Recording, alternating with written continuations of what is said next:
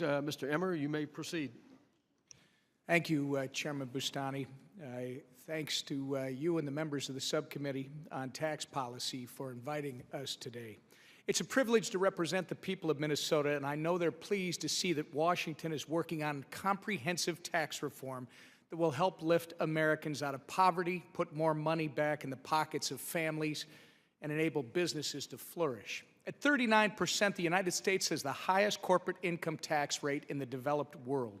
This puts us, America, at a tremendous disadvantage, sending jobs, companies, and tax dollars overseas to countries which have far more business-friendly rates.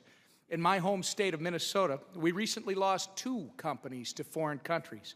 Sadly, as we all know, it isn't just Minnesotans who have been harmed by the developed world's most uncompetitive and dated corporate tax system.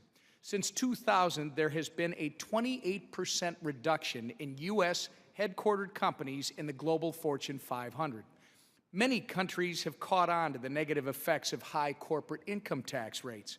In fact, our neighbor to the north, Canada, our largest trading partner, recently reduced their rate to 15%. The United States' second, third, fourth, and fifth largest trading partners, China, Mexico, Japan, and Germany, have corporate tax rates of 25%, 30%, 24%, and 15%. The Create Jobs Act, which we have introduced, will ensure the United States has a competitive corporate income tax rate by setting our rate 5 percentage points lower than the average corporate tax rate of the other Organization for Economic Cooperation and Development countries. These are 33 free market countries that America often trades with and, in fact, competes with. It also creates a mechanism for Congress to recalibrate the corporate tax in a timely manner. Under the Create Jobs Act, every 5 years, by November 1st, the U.S. Treasury will calculate the new corporate tax rate. If the formula suggests it should go up, then a majority of both the House and the Senate must approve the new rate by December 30th. If the formula calls for a decrease, that will occur automatically. If the Create Jobs Act was enacted today with the average OECD corporate tax rate at about 25%, the U.S. corporate income tax would be reduced to about 20%.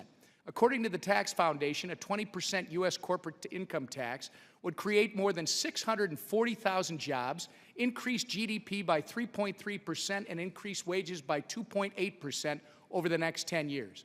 Clearly, this legislation would have a profoundly positive impact on the citizens of this great country.